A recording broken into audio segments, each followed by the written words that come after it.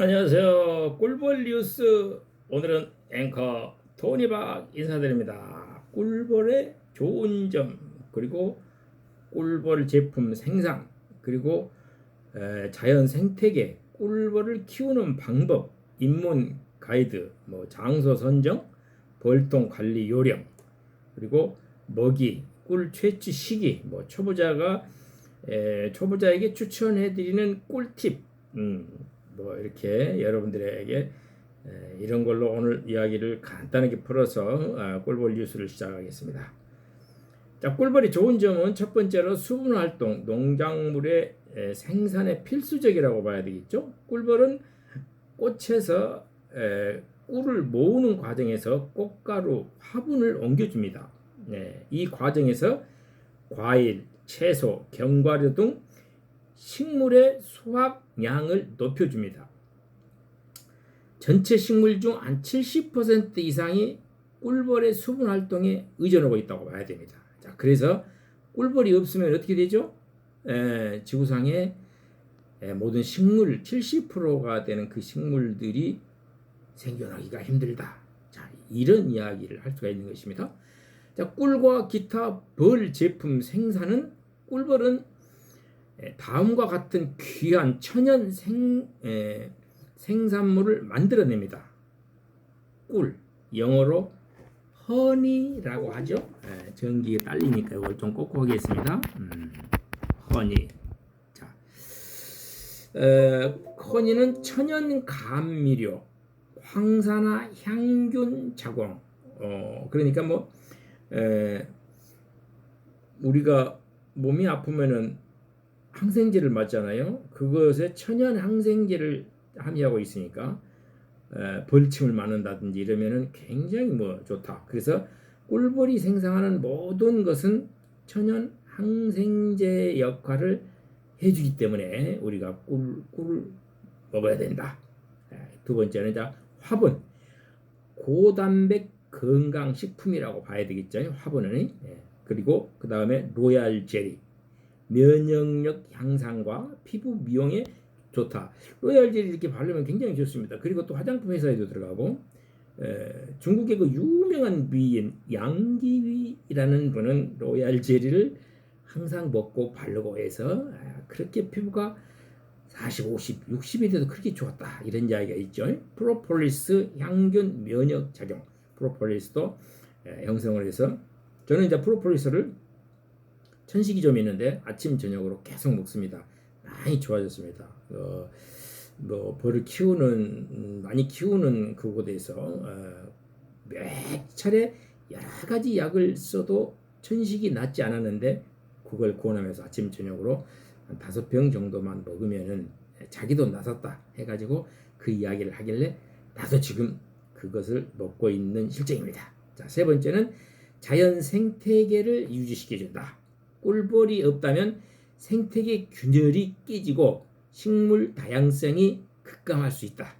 왜냐하면 70%가 꿀벌들에 의해서 이렇게 자라나고 또 씨를 맺고 열매를 맺고 그것이 또 의존해서 서로들 상생하면서 커나가기 때문에 특히 나비, 새, 작은 동물들도 꿀벌의 수분 함량에 간접적으로 의존하고 있다. 자, 그 다음에 꿀벌을 키우는 방법, 양봉, 입문 가이드. 그러니까 초보자들은 이 이야기를 깊이 들여야 될 겁니다. 기존 준비물은 벌통, 통상 나무 상자 형태이나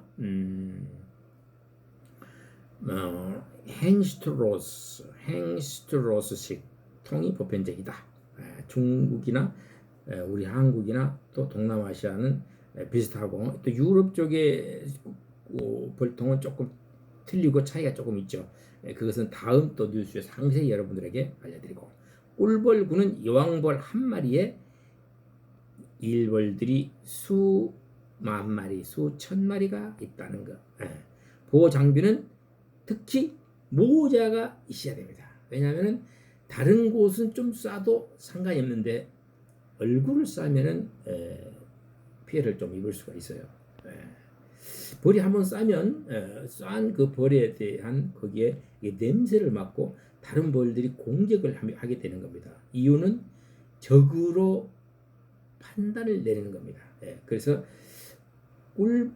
벌이 달라들 때는 몸을 움직이는 것을 빠르게 하면은 더 달라든다. 그래서 천천히 벌들이 있는 데서는 천천히 행동을 해야 된다. 예. 그리고 꿀벌 구는 여왕벌 한 마리에 일벌 수천 마리라고 말씀드렸죠. 그래서 그 다음에 보호 장비는 모자, 장갑, 장화, 방충 복이 있으면 좋습니다. 그 다음에 쑥 연기, 훈연기가 있어야 되겠죠. 훈연기, 꿀벌을 진정시키는 훈연기가 꼭 필요합니다. 그 다음에 채밀기, 꿀을 추출하는 기계. 그 다음에 이제 장소 선정 방법은 조용하고 바람이 적은 곳. 꿀벌이들이 날라서 이제 활동을 해야 되기 때문에 바람이 좀 적고 햇볕이 잘 드는 남향 또는 동향이면 굉장히 좋습니다. 장소 선정 방법이 잘못되면은 수확양, 꿀의 수확량하고 큰 차이가 있습니다. 그러니까 여러분들이 장소를 선정할 때 동향 아니면 남향 그리고 햇볕이 잘 드는 곳, 근처에 꽃이 풍부하고 살충제를 뿌리지 않는 지역이 좋습니다. 과실수를 많이 심고 거기다가 요즘 과실수에는 약을 굉장히 많이 합니다. 많이 합니다. 나도 과실수 있는 데다가 벌을 좀 키워봤는데 벌이 많이 죽습니다. 약을 할 때마다 수천 마리가 죽어납니다. 그리고 어쩔 때는 그 농약을 살포한 물을 먹게 되면은 꿀벌들은 물을 먹지 않습니까? 먹게 되면은 꿀벌들이 죽습니다. 그래서 그런 것을 꼭 피하시고 근처에 꽃이 풍부하지만 살충제를 쓰지 않는 지역을 택해서 해야 된다.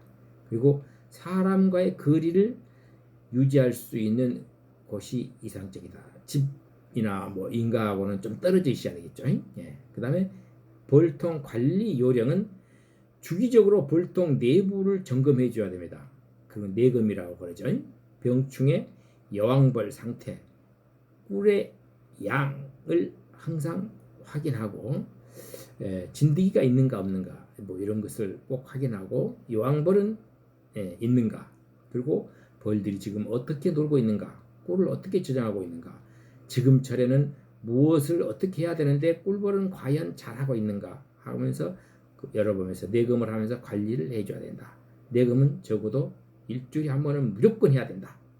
계절에 따라 보온, 환기를 조절해야 된다. 특히 겨울철에는 보온에 특히 중요합니다. 보온을 잘 해줘야 됩니다. 꿀벌들이 얼어 죽는 경우가 많습니다. 자, 네 번째, 먹이 관리. 봄, 가을에 꽃이 많아서 스스로 먹이를 해결하는 때는 가능합니다. 그러나 겨울에 꽃이 없을 때는 사양, 설탕을 사용해야 됩니다. 또는 안에 꿀이 남아있는 경우에 꿀을 자기들이 먹고 자급자족할 수 있도록 꿀을 다 빼면 안 됩니다. 질병과 해충 관리는 대표적인 꿀벌 질병은 노제맛병, 진드기, 낭총, 봉화, 부패병 뭐 이런 종류들이 있습니다. 자, 예방 접종 또는 정기적인 소독과 벌통 청결 유지가 필수적이고 그리고 봉장 주위에 굉장히 중요합니다. 봉장 주위에 환경을 깨끗이 하는 연구를 많이 하시기 바랍니다. 흘러내려온 물이 깨끗해야 되고 괴어있는 물에 과연 괴어있는 물에는 꿀벌들이 먹을 만한 물인가를 확인하시고 꿀벌들이 먹으면 안 되겠다 사람이 먹으면 안 되겠다 하면 꿀벌도 먹으면 안 된다는 거죠. 그래서 괴어있는 물에는 과연 깨끗한가를 확인하시고 함께 하시기 바랍니다. 나도 괴어있는 물을 옆에 봉장을 하고 있는 어느 후배 한 분의 벌들이 몰살해서 죽는 것을 직접 봤습니다. 그래서 벌에는 물이 굉장히 중요하다. 왜냐하면 벌들이 설사를 많이 합니다. 내부가 사람이 먹었을 때 설사하는 것과 같이 벌들도 설사를 하고 힘이 없어 진드기가 영양분을 빨아먹게 되면 얼마 안 가서 폐사합니다. 그래서 그걸 꼭 염두에 두시기 바랍니다. 초보자에게 추천하는 꿀팁을 말씀드리겠습니다. 한 통부터 시작해 가지고 처음에는 벌통 한두 개를 소규모로 시작해서 경험을 축적해야 됩니다. 아무 경험 없이 무조건 100통, 200통씩 막 가지고 하는 것은 꼭 문제가 생깁니다. 1년, 2년, 3년 한 해마다 항상 시행착오를 겪습니다. 안 좋은 일이 벌어집니다. 왜냐? 내가 자세히 모르기 때문에, 어떻게 내가 관리를 해줘야 될지를 모르기 때문에 그런 일이 벌어지는 겁니다. 지역 양봉협회에 가입해서 교육과 그분들의 도움을 받고 선배 양봉인들에게 좋은 이야기를 많이 듣고 꼭 멘토가 있어야 됩니다. 기록을 쓰거나 해야 됩니다. 두 번째는 벌통의 상태, 기후, 채밀량 등을 꾸준히 기록하면 분석에 도움이 많이 됩니다. 유기농 방법을 추천합니다. 화학약품을 최소 사용하고 건강한 꿀벌과 꿀 생산에 노력해 주시기 바랍니다. 참고 자료 및 교육기관은 국립농업과학원 양봉기술센터에 들어가시면 참고 자료가 많이 있습니다. 각 지역 농협기술센터에 무료로 교육 과정이 운영하고 있습니다. 그리고 유튜브 및 양봉 커뮤니티를 보고 대한양봉협회 이런 곳에서 또 여러분들의 도움을 받을 수가 있습니다. 자기 자본을 투자해 가지고 처음부터 많은 자본을 투자해서 벌을 키우는 사람이 있습니다. 실패하는 것을 봤습니다. 실례로 욕심이 많으니까 벌 100통을 한 번에 사서 1년 만에 거의 죽이고 그 다음 해에 그것을 다시 한번 재생시켜서 플러스 시켜가지고 그 돈을 다시 빼보겠다고 2월에서 3월 달에 벌을 또 100통을 삽니다. 25만원, 30만원씩 하죠. 비싼 계산 정도 하면은, 그러면 그것을 100통이면은 2,500, 3,000, 그리고 옆에 주위에 좀 사고 하면은 한 3, 4천 금방 들어갑니다. 그러다 보면은 그놈을 가지고 강군을 만들어서 5월 달에 4월 달부터 꿀을 따기 시작했는데 5월 달에 이동 양봉을 이분이 했기 때문에 이동 양봉 3군데를 이렇게 다녔던 분입니다. 그리고 대구 주위 쪽으로 해서 제일 울산 대구 이쪽으로가 제일 먼저 이동 양봉 1차지라고 하죠. 대구 주위 대구 밑으로 해서 2차지는 이제 올라와서 평택 아산 이쪽으로 가고 3차지는 저 강원도 이렇게 해가지고 3차지를 갔다 오면 그 돈이 빠진다 해가지고, 물론 꿀이 잘 될 때는 한 해에 빠집니다. 한 해에 그 꿀벌 값이 빠져요. 그러나 요즘은 지구 온난화로 인해서 꿀벌이 3차지까지 못 갑니다. 대체적으로 2차지면 끝나버립니다. 그리고 한 곳에서 좋은 곳에 한 곳에서 머물러서 따는 거 그 정도 양분이 안 됩니다. 지금은. 그래서 이 점을 유념하시고, 예전에는 이동 양봉이 돈을 좀 벌었다. 근데 지금은 이동 양봉도 많이 어려워지고 있다. 그리고 또한 외국에서 베트남 꿀이라든지 이런 꿀들이 지금 많이 들어오고 있어요. 양봉협회나 양봉가에서는 많은 노력을 해서 우리 정부한테 우리들의 아픔과 그리고 농업인으로서 우리들의 주권과 우리들의 살 길을 찾아 나가는데 서로들 협조해 주시기 바랍니다. 꿀벌 뉴스 앵커의 토니박이었습니다. 구독 부탁하고 여러분들 앞으로 꿀벌 이야기로 여러분들에게 찾아가겠습니다. 감사합니다.